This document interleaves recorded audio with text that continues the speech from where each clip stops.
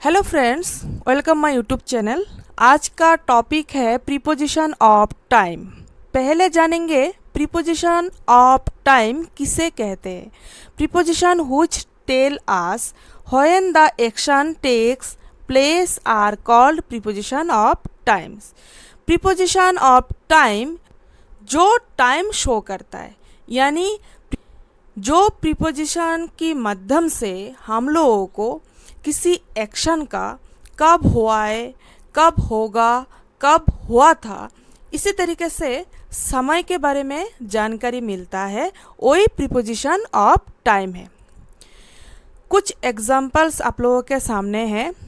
Eight, in, on, from, since, until, by, ago, for, after. ये सभी preposition समय के बारे में बताता है।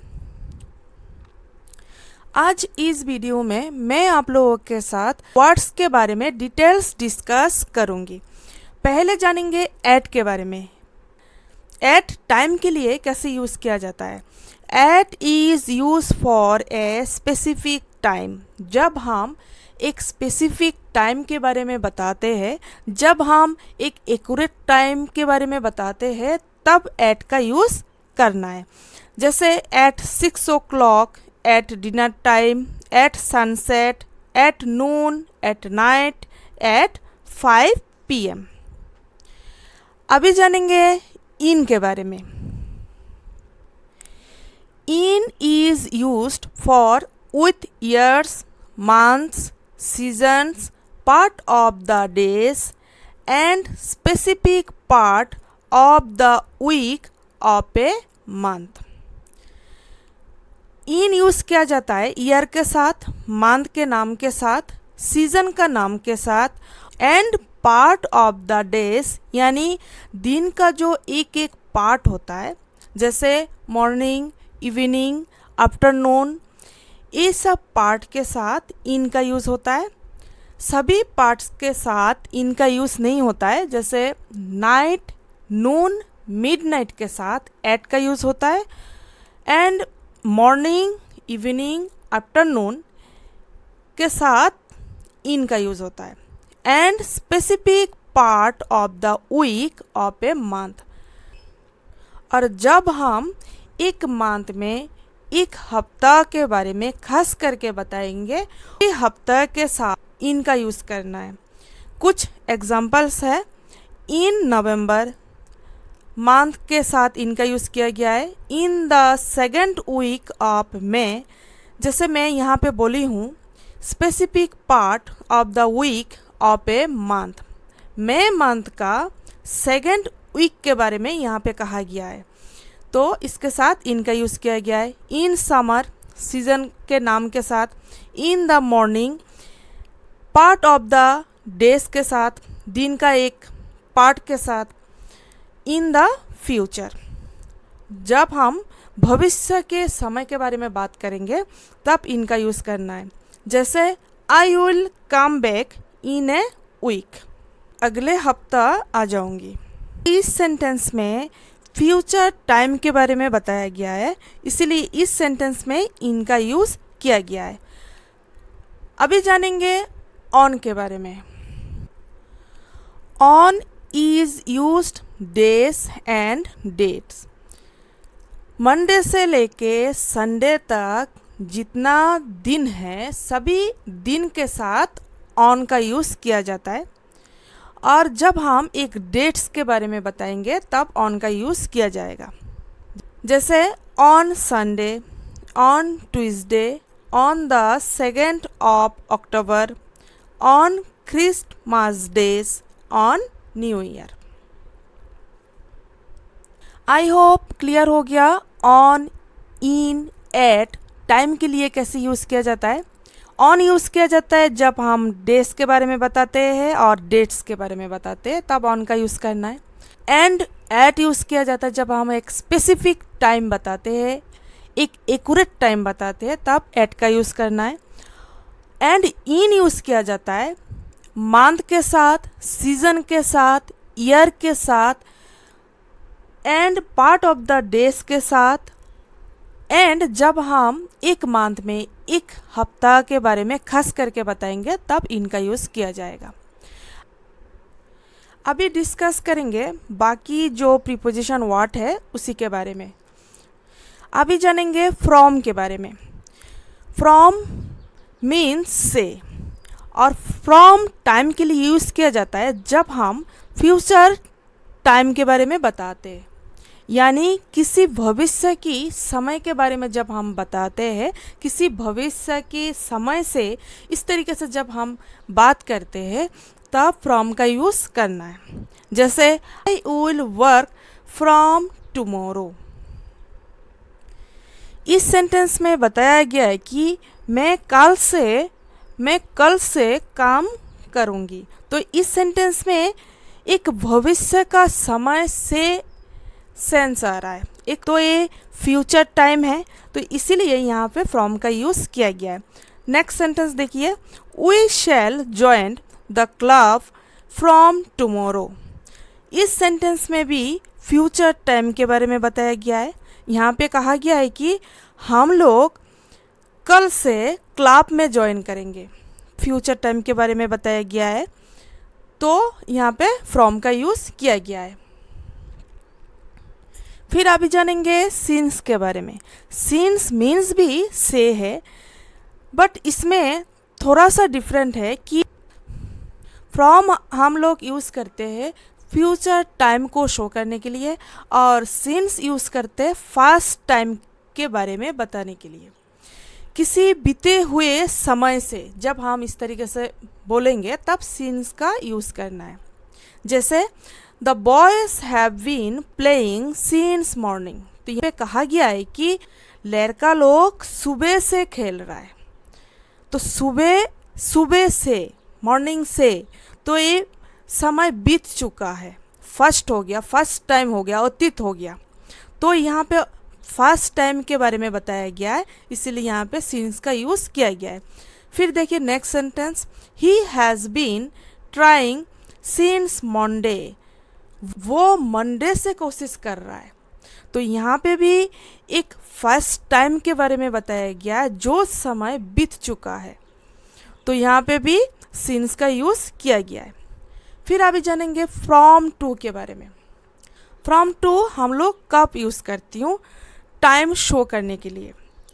जब किसी रेंज का बात होता है तब हम लोगों को फ्रॉम टू यूज़ करना है। जैसे he worked from 10 o'clock to 6 o'clock। तो इस सेंटेंस में देखिए यहाँ पे बताया गया है कि 10 बजे से 6 बजे तक काम किया है। हमने पहले सीखी हूँ फ्रॉम यूज़ किया जाता है जब हम फ्यूचर टाइम का बात करते हैं, तब फ्रॉम का यूज़ किया जाता है। बट यहाँ पे फ्यूचर टाइम का बात नहीं किया है, 10 बजे से तो बीत चुका है, तो ये फर्स्ट टाइम का बात किया जा रहा है। फिर भी यहाँ पे फ्रॉम का यूज़ किया है, क्योंकि जब भी किसी समय का रेंज के बारे में बात किया जाता है कि 10 बजे से 6 बजे तक, 2 बजे से 4 बजे तक, सुबह से शाम तक, एक जब कोई समय का रेंज के बारे में बात किया जाता है तब फ्रॉम एंड टू का यूज़ किया जाता है। फिर नेक्स्ट सेंटेंस देखिए, my study time is from 6 AM to 9 AM। तो यहाँ पे भी देखिए इस सेंटेंस में भी एक रेंज के बारे में बताया जा रहा है, एक समय का रेंज के बारे में बताया जा रहा है। जब भी समय का रेंज के बारे में बताया जाता है तब फ्रॉम एंड टू का यूज़ किया जाता है। अभी जानेंगे अनटिल या टिल के बारे में। अनटिल या टिल ये दोनों का अर्थ है तक, किसी निश्चित समय तक। जब किसी निश्चित समय के बारे में बताया जाएगा तब अनटिल या टिल का यूज़ किया जाएगा। जैसे I will stay in the office until 4 o'clock। तो यहाँ पे देखिए एक निश्चित समय के बारे में बताया गया है, एक पॉइंट बताया गया है, टाइम का एक पॉइंट बताया गया है कि मैं ऑफिस में 4 बजे तक रहूँगी। तो यहाँ पे एक पॉइंट बताया गया है। जब समय का एक पॉइंट के बारे में शो करेंगे तब अनटिल या टिल का यूज़ करना है। फिर देखते हैं next sentence, I was studying until the age of 25। यहाँ पे भी एक टाइम का पॉइंट के बारे में बताया गया है कि 25 साल तक। तो जब टाइम का पॉइंट के बारे में कहा जाएगा तब अनटिल या टिल का यूज़ किया जाएगा। फिर जानेंगे बाय के बारे में। बाय मीन्स तक, ये भी किसी निश्चित समय तक को शो करता है, बट इसमें ये डिफरेंस है कि ये एक समय का लिमिट बताता है, एक एंड पॉइंट बताता है। मैं बोली हूँ कि एक पॉइंट को शो किया है, टाइम का एक पॉइंट को शो किया है। तो यहाँ पे बोला है कि I will stay in the office until 4 o'clock। तो मैं ऑफिस में 4 बजे तक रहूँगी।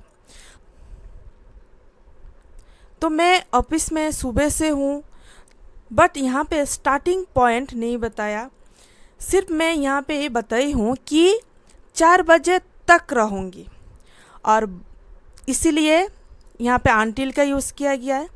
और बाय का यूज़ किया जाता है जब हम टाइम का एंड बताते हैं, एक लिमिट टाइम बताते हैं, तब बाय का यूज़ किया जाता है। चलिए कुछ एग्जांपल देख लेते हैं ताकि और भी अच्छा से क्लियर हो जाए।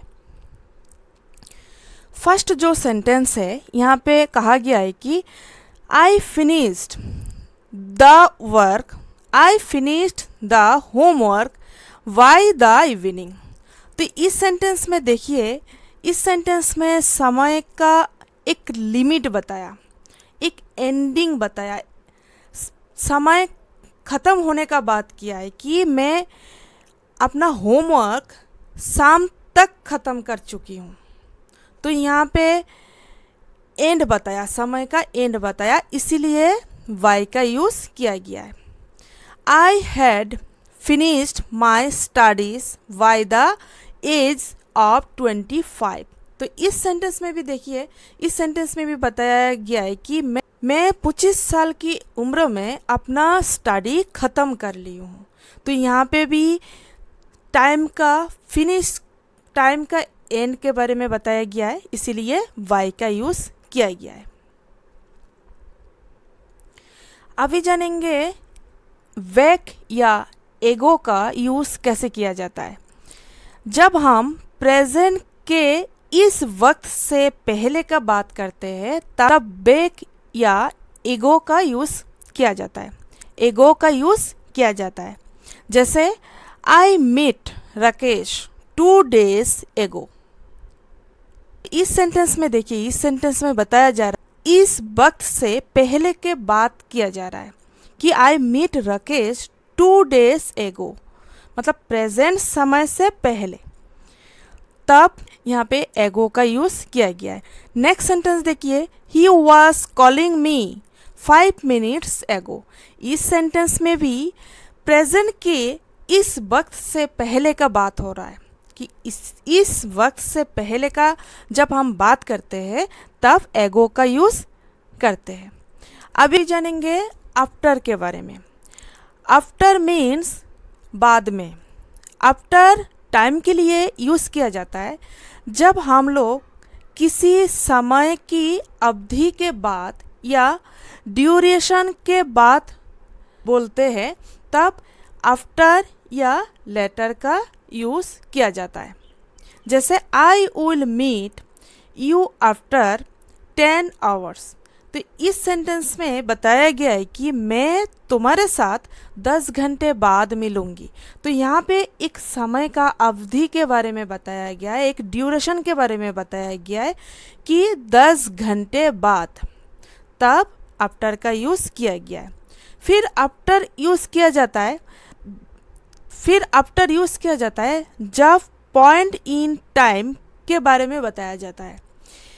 मतलब एक एग्जैक्ट टाइम के बाद जब हम बताते हैं तब आफ्टर का यूज़ करना है। जैसे I will meet you after 10 o'clock, तो यहाँ पे बताया एग्जैक्ट टाइम बताया 10 बजे, तो यहाँ पे बताया गया है कि मैं तुम्हारे साथ 10 बजे के बाद मिलूँगी। तो यहाँ पे एक एग्जैक्ट टाइम बताया, तो यहाँ पे आफ्टर का यूज़ किया गया है। जब एग्जैक्ट टाइम के बाद बताया जाएगा तब आफ्टर का यूज़ किया जाएगा, लेटर का यूज़ नहीं होगा उसमें। लेटर का यूज़ उसी समय कर सकते हो जब ड्यूरेशन बताया जाएगा, एक समय का अवधि के बाद आता है, तब आफ्टर भी यूज़ कर सकता है, लेटर भी यूज़ कर सकता है। अभी जानेंगे फॉर के बारे में। फॉर शो करता है ड्यूरेशन ऑफ टाइम से, मतलब समय की अवधि से।